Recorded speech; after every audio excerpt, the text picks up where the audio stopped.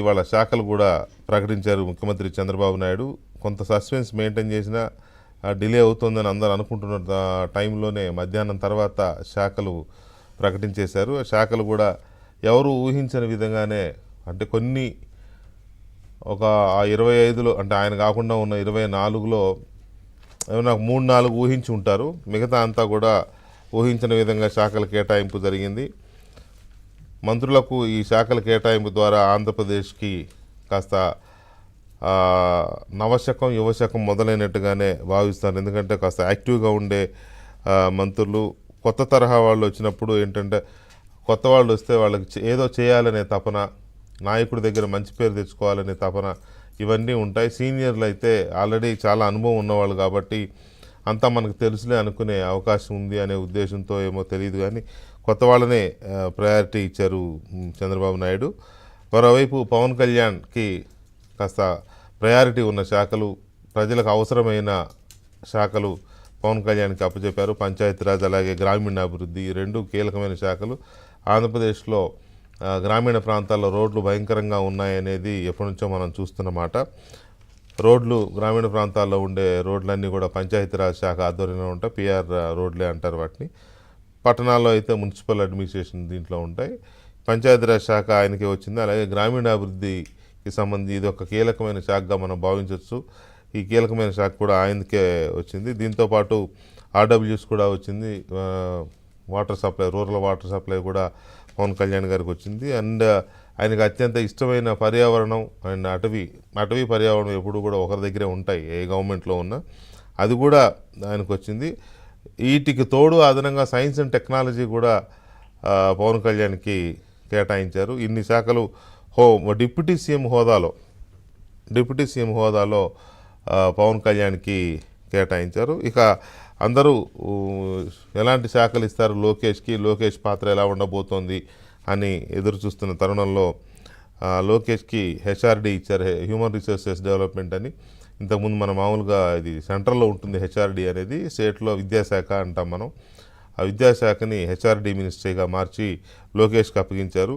ఎందుకంటే ఇంకా విద్యాశాఖలో మళ్ళీ వివిధ విభాగాలు, లేకపోతే హైయర్ ఎడ్యుకేషను ఇట్లాంటి ఏమి లేకుండా కాలేజ్ ఎడ్యుకేషన్, టెక్నికల్ ఎడ్యుకేషన్, అలాగే విభాగాలు లేవు. ఎందుకంటే మంత్రిత్వ శాఖలు తగ్గిపోయినాయి కాబట్టి, మంత్రుల సంఖ్య తగ్గిపోయింది కాబట్టి మొత్తం విద్యాశాఖ మొత్తాన్ని గుండుగుత్తగా ఒకటే హెచ్ఆర్డీగా చేసేసి లోకేష్కి అప్పచెప్పారు. దాంతోపాటు లోకేష్ గత 2014 నుంచి 2019 వరకు ఉన్న అప్పటి ప్రభుత్వంలో ఆయన ఐటీ మంత్రిగా కూడా పనిచేశారు. ఆ ఐటీ శాఖను కూడా లోకేష్కి కేటాయించారు. ఎందుకంటే డెవలప్మెంట్ అంతా కూడా ఐటీ మీద డిపెండ్ అయి ఉంటుంది. కొత్తగా పరిశ్రమలు తీసుకురావడం, గతంలో చేసిన అనుభవం ఉండడం, శ్రీ సిటీలో కానీ వైజాగ్లో కానీ లోకేష్ కొన్ని ఐటీ పరిశ్రమలు తీసుకురావడంలో చాలా హార్డ్ వర్క్ చేశారు. అప్పుడు తీసుకొచ్చారు, సక్సెస్ కూడా అయ్యారు. కాబట్టి ఎట్లాగూ చంద్రబాబు నాయుడు ప్రమేయం కూడా ఉంటుంది ఐటీ ఇండస్ట్రీస్ తీసుకురావడంలో. అందువల్ల ఐటీని లోకేష్కి అప్పచెప్పారు. ఇక సహజంగా ఏ ప్రభుత్వంలోనైనా ఉప ముఖ్యమంత్రి దగ్గర హోంశాఖ ఉంటుంది. కానీ ఇప్పుడు వంగలపూడి అనిత పాయకరావుపేట నుంచి గెలుపొందిన తెలుగు మహిళా అధ్యక్షురాలుగా ఉండి ఎమ్మెల్యేగా గెలుపొందిన పాయకరావుపేట నుంచి వంగలపూడి అనితకి హోంమంత్రిత్వ శాఖని కట్టబెట్టారు మహిళకి. అయితే గతంలో కూడా జగన్మోహన్ రెడ్డి ప్రభుత్వంలో కూడా 2 దఫాలుగా దళిత మహిళలకే ఈ హోంశాఖని ఇచ్చారు. మొదట్లో మేకతోటి సుచరితకి, తర్వాత తానేటి వనితకి ఇచ్చారు. ఇప్పుడు వనిత ప్లేసులో అనిత ఈ హోంశాఖని చేపట్టారు. ఇంకా కీలకమైన శాఖలు, వ్యవసాయ శాఖని అచ్చెన్నాయుడికి, అలాగా ఇరిగేషన్ కీలకమైన నీటిపారుదల శాఖ, అంటే పోలవరం లాంటి ప్రాజెక్టులను పూర్తి చేయాల్సిన బాధ్యతలుండే రాయలసీమలో పెండింగ్ ప్రాజెక్టులు, ఇటువంటి చాలా ఉన్నాయి ఇరిగేషన్ గురించి చెప్పుకుంటే మనం. సో ఇటువంటి శాఖలన్నీ ఉన్న ఇరిగేషన్ని పాలకొల్లు శాసనసభ్యుడు నిమ్మల రామానాయుడికి అప్పగించారు. అలాగే గతంలో Amaravati development, Amaravati planning, construction planning, మౌలిక సదుపాయాలు, వీటన్నిటికి సంబంధించి కీలక రోల్ ప్లే చేసిన పొంగూరు నారాయణ, నెల్లూరు టౌన్ ఎమ్మెల్యే, ఆయనకి మళ్ళీ మున్సిపల్ అడ్మినిస్ట్రేషన్ ఇచ్చారు. ఆయన మీద కీలకమైన అవే బాధ్యతలు ఉంటాయి. అయితే గత ప్రభుత్వం జగన్మోహన్ రెడ్డి ప్రభుత్వం ఆయన మీద రకరకాల కేసులు పెట్టింది. ఇన్నర్ రింగ్ రోడ్డుకు సంబంధించి, అవుటర్ రింగ్ రోడ్డు ఏదో రింగ్ రోడ్లు ఈయన ఏదో తినేసాడని, అక్కడ రింగ్ రోడ్డు వేయనే లేదు, స్కామ్ అయిపోయిందనే దీంట్లో ఆయన్ని చాలా వేధించింది గత ప్రభుత్వం.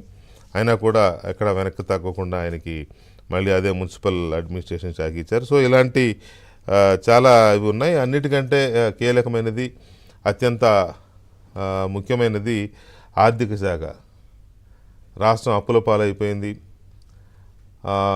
తర్వాత ఈ అప్పుల పాలైన నేపథ్యంలో ఎక్కడెక్కడ అప్పులు తెచ్చారు, తర్వాత ఏమేమి తాకట్టు పెట్టారు, ఎంత వడ్డీలకు తెచ్చారు, ప్రతి నెల ఎంత వడ్డీలకు కట్టాలి, ప్రతి నెల పెన్షన్లకు ఎంత ఇవ్వాలి, ఎంత రెవెన్యూ వస్తుంది, స్టేట్ రెవెన్యూ ఎంత వస్తుంది, ఇటువంటి చాలా పన్ను ఆదాయం, కేంద్రం నుంచి వచ్చే నిధులు కానీ పథకాలు కానీ వీటన్నిటిని బేరీజు వేసుకుంటూ మదింపు చేస్తూ మెయింటైన్ చేయాల్సిన కీలకమైన ఆర్థిక శాఖని 5 ఏళ్ల పాటు పబ్లిక్ అకౌంట్స్ కమిటీ చైర్మన్గా పనిచేసిన పయ్యావుల కేశవ్కి ఆ బాధ్యతలు అప్పగించారు ఈసారి ఆర్థిక శాఖని.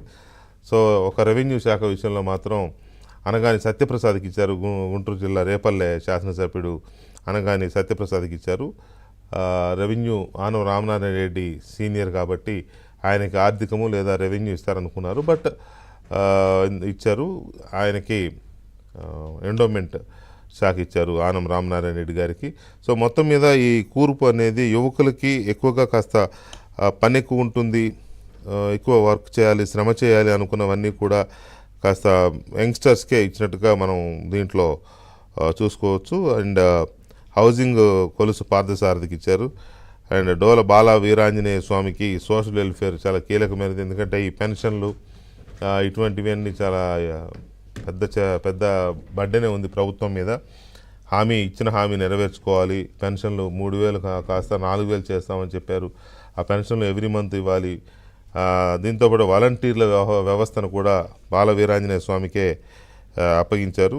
ఇదొక కీలకమైన శాఖగానే మనం చూడవచ్చు. ఇక విద్యుత్ శాఖని అందరూ మైనింగ్ శాఖ ఇస్తారు గొట్టిపాటి రవికి, ఎందుకంటే ఆయన మైనింగ్లో ఎక్స్పర్ట్ కాబట్టి గనుల శాఖ ఇస్తారనుకున్నారు. బట్ ఆయనకి విద్యుత్ శాఖని ఇచ్చారు, ఎనర్జీ ఇచ్చారు. గనుల్ని కొల్లు రవీంద్రకి అప్పచెప్పారు. కొల్లు రవీంద్రకి గనుల శాఖతో పాటుగా ఎక్సైజ్ శాఖని, ఇది ఒక కీలకమైన శాఖ. ఎందుకంటే గత ప్రభుత్వం ఎక్సైజ్ మొత్తాన్ని ఒక సొంత ఆదాయ వనరుగా మార్చుకొని దాన్ని అవినీతి కోపంగా తయారు చేసింది. ఇప్పుడు కొల్లు రవీంద్రకి అప్పగించడం ద్వారా దాన్ని మళ్ళీ పాతగా తరహాలో ప్రైవేటు దుకాణాలు ఏర్పాటు చేయడం, కొత్త మద్యం పాలసీని తీసుకురావడం, ఇట్లాంటివి చేసే ఉద్దేశంతో ఉన్నట్టున్నారు.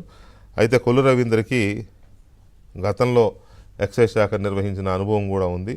బహుశా అందుకే ఆయనకి అది అప్పచెప్పినట్టున్నారు. ఇట్లా ఈ మంత్రిత్వ శాఖ చాలా ఇటువంటి విశేషాలతో చాలా కూడుకొని ఉన్నది. డెఫినెట్గా ఒక కొత్త ముఖాలు కనపడుతున్నాయి. కొత్త ముఖాలే కాదు, కీలకమైన శాఖలన్నీ కూడా యంగ్స్టర్స్కి అప్పగించారు. హార్డ్ వర్క్ చేయించే ఉద్దేశంతోనే అనుకోవచ్చు మనం. వీటితో పాటు ఇంకొక సడన్ డెసిషన్ ఒకటి వెలువడింది. వీటితో పాటుగానే ఇంచుమించు ఇవి నడుస్తుండగానే ఆ డెసిషన్ కూడా వచ్చింది. ఆంధ్రప్రదేశ్కి సంబంధించి తెలుగుదేశం పార్టీ అధ్యక్షుడిగా అచ్చెన్నాయుడిని తప్పించి పల్లా శ్రీనివాసరావు, మొన్నటి ఎన్నికల్లో హయ్యెస్ట్ మెజారిటీ పల్లా శ్రీనివాసరావుదే, 95,000 పైచిలకు ఓట్లతో ఆయన విశాఖ గాజువాక నుంచి గెలుపొందాడు. ఆయనకు మంత్రి పదవి వస్తుందని అందరూ అనుకున్నారు. బట్ విశాఖ మొత్తం నుంచి, విశాఖ జిల్లా నుంచి ఒక్క వంగలపూడి అనితకు మాత్రమే మంత్రిత్వ శాఖను ఇవ్వడంతో అందరూ ఆశ్చర్యపోయారు. ఎందుకు ఇంత ఇంపార్టెంట్ జిల్లా, పెద్ద జిల్లా, ఈ జిల్లా నుంచి ఒకరికే ఇచ్చారు మంత్రిత్వ శాఖ అని అందరూ అనుకున్నారు. బట్ దాని మర్మం ఏంటో ఇప్పుడు బయటపడింది. పల్లా శ్రీనివాసరావుకి తెలుగుదేశం పార్టీ అధ్యక్షుడిగా బాధ్యతలు కట్టబెట్టారు. సో ఇది ఎందుకు జరిగింది, దీని వెనక ఉన్న వ్యూహం ఏంటి, చంద్రబాబు నాయుడు ఎందుకు మరొక యువకుడు, చాలా తక్కువ ఏజ్ అయింది పల్లా శ్రీనివాసరావుది, బహుశా లోకేష్ కంటే ఒక 5-10 ఏళ్ళు డిఫరెన్స్ ఉంటుంది. సో మొత్తం మీద ఈ రకంగా అంతా యంగ్ టీంతో, నవశకానికి యువరక్తంతో నింపిన చంద్రబాబు నాయుడు యొక్క వ్యూహం ఏంటి, ఎలా ఉండబోతోంది అనేది మనం చర్చను చూద్దాం ఒక చిన్న బ్రేక్ తర్వాత.